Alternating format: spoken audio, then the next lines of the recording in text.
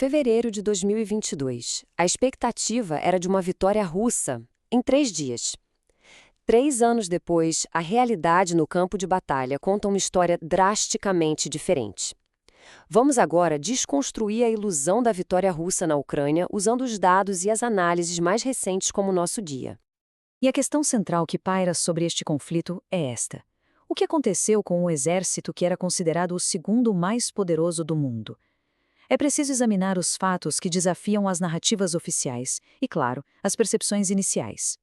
Para começar, vamos analisar o cálculo brutal do campo de batalha. O que a Rússia realmente ganhou? E mais importante, a que custo humano? A resposta revela uma guerra de avanços mínimos pagos com um mar de vidas.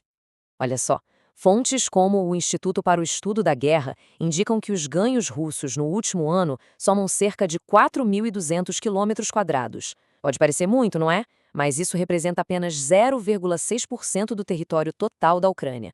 Nesse ritmo, a ocupação completa levaria séculos.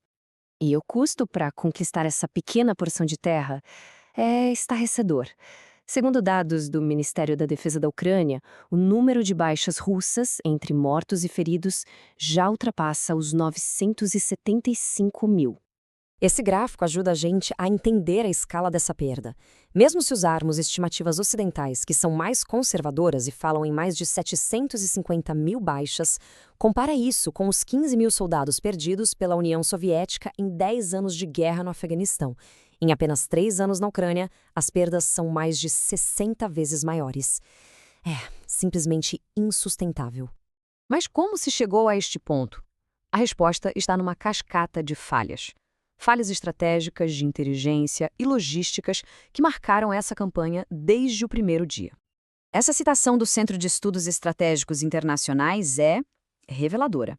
A invasão foi planejada com base numa falha de inteligência monumental, talvez a mais significativa deste século. Eles avaliaram mal tudo o que era importante. O plano inicial se baseava em suposições que, se mostraram delirantes. Esperavam que a Ucrânia caísse em dias, que as tropas fossem recebidas como libertadoras. Os soldados chegaram a levar uniformes de parada para o desfile da vitória.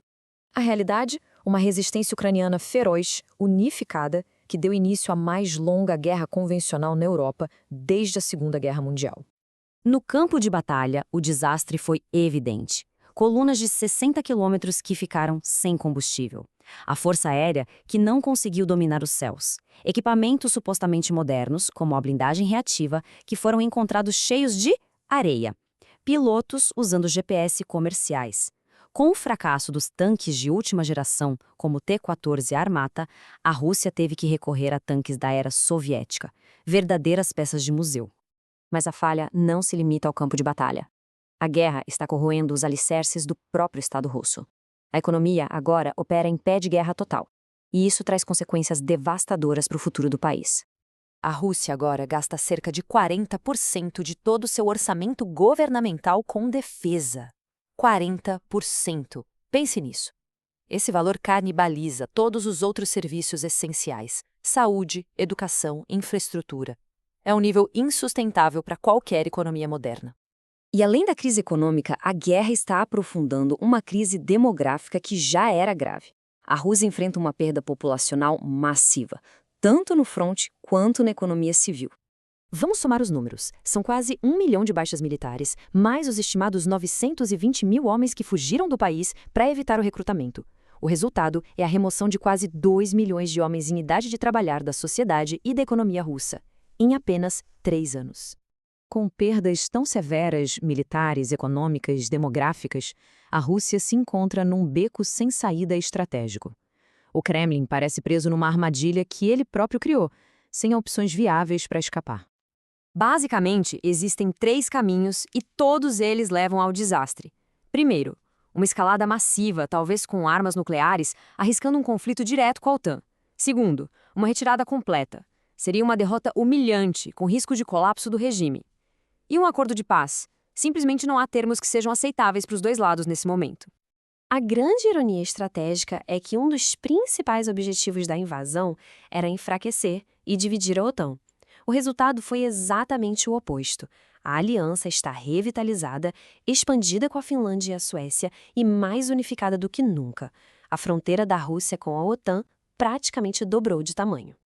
Tudo isso levanta uma questão dramática: a possibilidade de que a própria Federação Russa não sobreviva a esta guerra. A pressão interna pode estar chegando a um ponto de ruptura. Analistas descrevem um possível processo em cascata para uma falha do Estado. Começa com o colapso econômico. Depois vem a fragmentação política, à medida que as regiões se afastam de Moscou.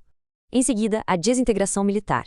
E, por fim, o colapso da autoridade central, quando Moscou perde o controle efetivo do seu vasto território. As consequências de um colapso seriam catastróficas, não só para a Rússia, mas para o mundo inteiro. A segurança de um arsenal nuclear massivo, uma crise de refugiados em escala continental, um vácuo geopolítico, tudo isso criaria uma instabilidade global sem precedentes. Assim, a análise dos dados mostra um quadro muito claro. A Rússia não está ganhando esta guerra. Está presa num desastre estratégico sem saída.